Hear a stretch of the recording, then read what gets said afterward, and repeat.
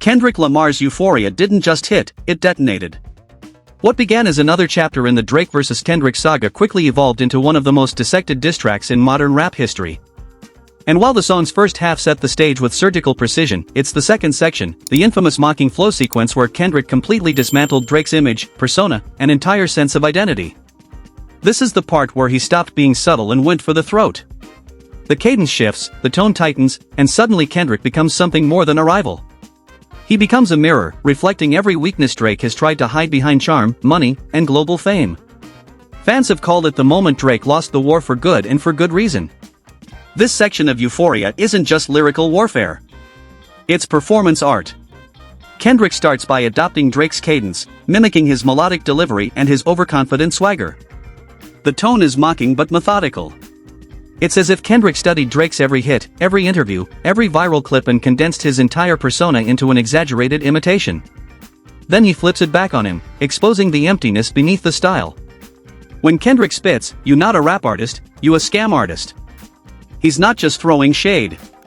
He's rebranding Drake's whole legacy in one line. The flow switches between scornful mimicry and sharp clarity. As if Kendrick is shifting between mocking Drake to revealing the real him beneath the act. Oh. But the real power of this section lies in the psychology. Kendrick isn't just clowning Drake's flow. He's dismantling the psychology that built it. Every time he mimics Drake's tone, he undercuts it with venom. "I hate the way that you walk, the way that you talk, the way that you dress." On the surface, it sounds petty, like schoolyard teasing, but in context, it's genius. Kendrick's playing with power dynamics. He's belittling Drake, not as an equal, but as a poser, a grown man trapped in the persona of a teenager. He's exposing what fans and critics have whispered for years. That Drake's cool has always been calculated, that the charm is marketing, and that behind the confidence lies insecurity. This is where the song transcends disc territory and turns into psychological warfare. By mocking Drake's walk, talk, and behavior, Kendrick strips away the mythology of the boy. The nickname itself becomes ammunition. Every time Kendrick calls him that, it's a jab. A reminder that while Drake might be the biggest pop star in the world, he's still playing the role of the kid in a grown man's game. The way Kendrick says boy drips with condescension, cutting through the carefully built persona that Drake has maintained for over a decade. It's not just a diss, it's a demotion.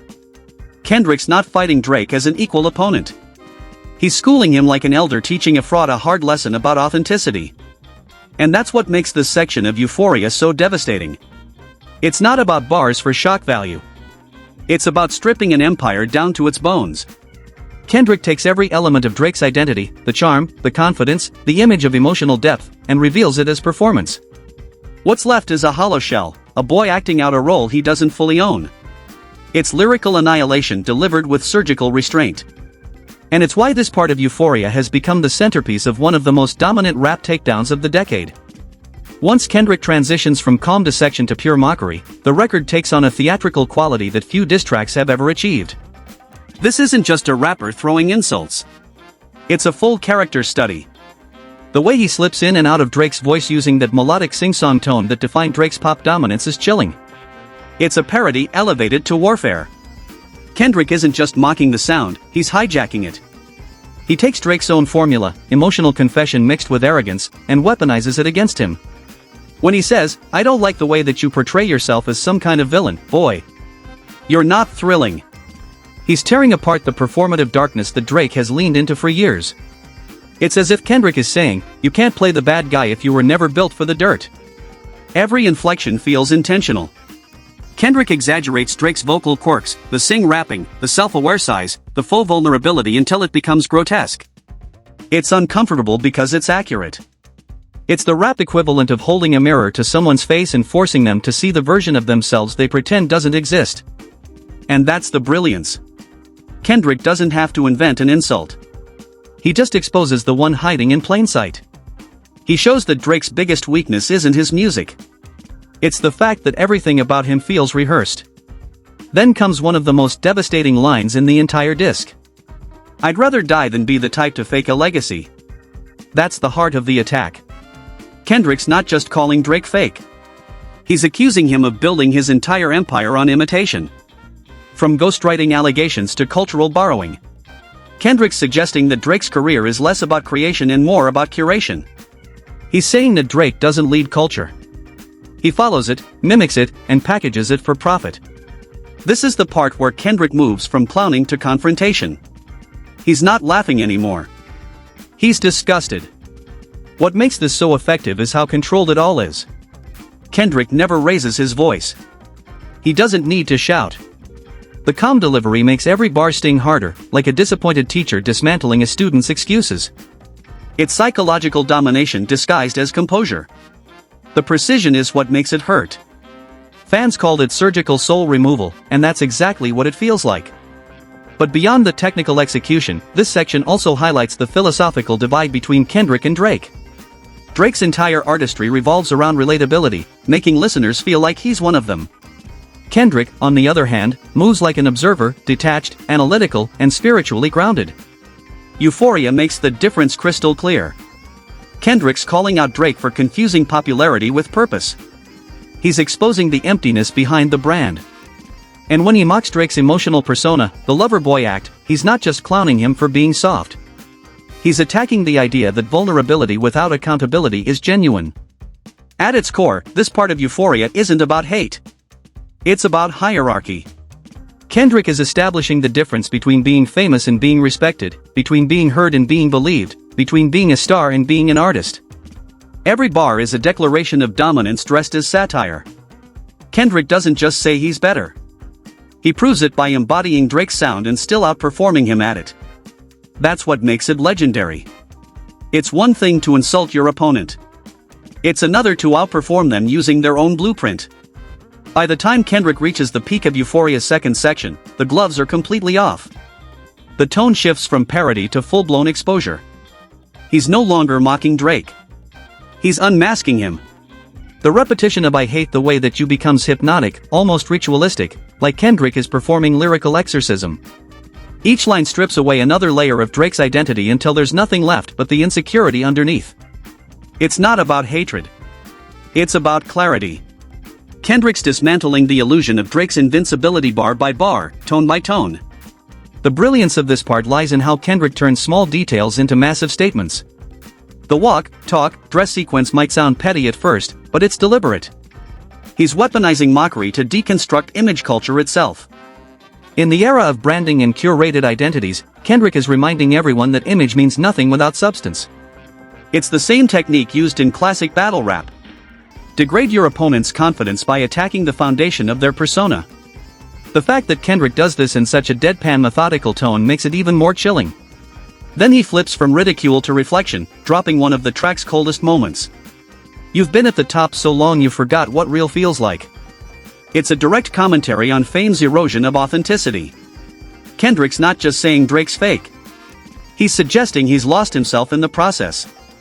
That line carries weight because it's not shouted. It's whispered. It's pity disguised as superiority. The power dynamic has shifted completely. Drake's no longer the threat. He's the subject of study. The boy versus man dynamic becomes crystal clear here. Kendrick's positioning himself as the grown-up in the room. The seasoned craftsman watching a spoiled celebrity play pretend. It's not a fair fight anymore. It's a masterclass. When he uses the word boy, he's not just talking about age. He's talking about maturity, responsibility, and purpose. He's implying that Drake's success is built on adolescence. Endless repetition of the same emotional tropes without growth. Kendrick's saying, in essence, you're still chasing validation while I'm chasing legacy. That's the difference between winning and mattering. The last part of this section hits like a sermon. Kendrick slows the tempo, letting the beat breathe as he delivers lines that sound less like disses and more like prophecy. When the smoke clear, the fake fade, the truth stay. It's simple, almost poetic, but devastatingly final. It's the lyrical equivalent of walking away while your opponent's still trying to figure out what hit them. Even critics who weren't Team Kendrick had to admit that by this point, the battle was spiritually over. That's why this middle section of Euphoria is considered the breaking point. It's where the conversation shifted from who's winning the beef to who's standing for something real. Kendrick didn't just expose Drake. He exposed the illusion of what winning in rap even means. And that's what makes this song such a cultural event. It's not just about a feud. It's about a shift in power, philosophy, and authenticity. After dismantling Drake's persona line by line, Kendrick's delivery in the final act of Euphoria turns cinematic. He switches flows again, not to mimic Drake this time, but to reclaim his own voice. The performance becomes colder, sharper, more commanding. It's as if Kendrick spent the first half of the track inside Drake's head, mocking and exposing his insecurities, and now steps outside to narrate the damage. The confidence is unshakable. He sounds less like a rapper in a beef and more like a judge delivering a verdict. Every word is heavy with finality.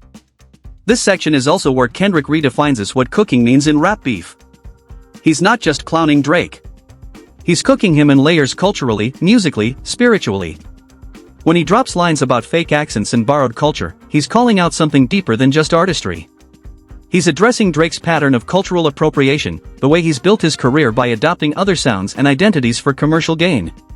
Caribbean flow, UK grime slang, Spanish hooks. Kendrick saying that Drake's entire soundscape is built from borrowed authenticity. And the way he frames it isn't bitter, it's surgical. He's drawing a clean line between cultural appreciation and cultural exploitation. It's also worth noting how Kendrick uses silence as a weapon. Between certain bars, there's deliberate spacing pauses where the beat almost drops out completely. Those moments hit harder than any punchline because they leave room for the listener to process the devastation. In battle rap terms, it's a mic drop every few bars. Kendrick knows the audience needs time to absorb what he's doing, and that pacing gives the song its eerie power. It's not chaos, it's control. The brilliance of this section lies in the duality. It's vicious and philosophical at the same time. One moment he's spitting venom, the next he's breaking down fame's psychological cost. You play for the algorithm, I play for the angels, he raps. A bar that sounds almost spiritual in contrast to the pettiness of the feud. That line alone summarizes the entire beef. Drake plays the numbers game, obsessed with charts and streams, while Kendrick sees music as divine communication. He's positioning himself as the artist of purpose versus Drake, the entertainer of convenience. Fans and critics alike agree that this section marks the exact point where the tone shifted permanently. It's no longer a competition between two artists. It's a cultural judgment. Drake's empire was built on influence, but Kendrick's artistry is built on integrity. In this segment, he exposes how hollow influence can be when it's not rooted in something real. And while the song continues beyond this point, it's here in this controlled burn where Kendrick truly cooks Drake. Every line is a flame. Every pause is oxygen, and by the end, there's nothing left to burn but Drake's carefully curated image. When the smoke finally clears, what's left is the aftermath. The realization that Euphoria isn't just a diss track, it's a manifesto. It's Kendrick Lamar redefining what artistic dominance looks like in an era obsessed with clout. He didn't just defeat Drake with bars. He dismantled everything Drake represents. The boyish charm, the emotional manipulation, the algorithm-driven artistry, all of it got torn apart and exposed as hollow. Kendrick didn't win because he insulted Drake harder. He won because he made the audience see the difference between authenticity and illusion. By the end of Euphoria, Kendrick's tone shifts from aggression to eerie calm. He sounds liberated, like a man who's proven his point and no longer needs to argue. It's that calm that makes the ending so devastating. He doesn't gloat or taunt. He simply stands over the ruins of his opponent's image, letting the silence do the talking. This is what mastery looks like in rap. Not yelling, not flexing, just presence. Kendrick proved that the most dangerous disc isn't loud, it's calculated. The cultural impact of this moment is still being felt. Fans have replayed the track endlessly, analyzing every breath and syllable. Scholars of hip-hop are calling it one of the most layered disses in modern history, not because of shock value, but because of structure. Euphoria works on multiple levels, as comedy, as character study, as cultural critique. Kendrick's breakdown of Drake isn't just personal, it's sociological. He's exposing how celebrity culture rewards imitation, how masculinity gets packaged and sold, and how fame can strip an artist of authenticity. It's art as analysis, a rare feat, even in a genre built on self-awareness. And perhaps that's what makes this song immortal. Even if Drake had never responded, even if the feud ended right there, Euphoria would still stand as the ultimate example of what happens when precision meets purpose. Every bar is deliberate, every tone shift intentional, every insult backed by logic. It's a masterclass in control. And control is what separates Kendrick from everyone else. He didn't just win the beef. He redefined what winning looks like. In the end, Euphoria isn't just where Kendrick cooked Drake. It's where he carved his name into rap history all over again. It's where he reminded the world that lyricism still matters, that authenticity still holds power, and that truth, no matter how uncomfortable, always outlasts hype. This was more than a diss track. It was an autopsy of celebrity, ego, and artistry. Drake lost the battle, not when Kendrick dissed him, but when Kendrick revealed how easy it was to dismantle the illusion he'd built. And that's the full breakdown of where Kendrick officially cooked Drake. The bars, the meaning, and the moment that redefined modern hip-hop. Don't forget to like, comment, and subscribe for more lyrical dissections and culture-shifting breakdowns from the world of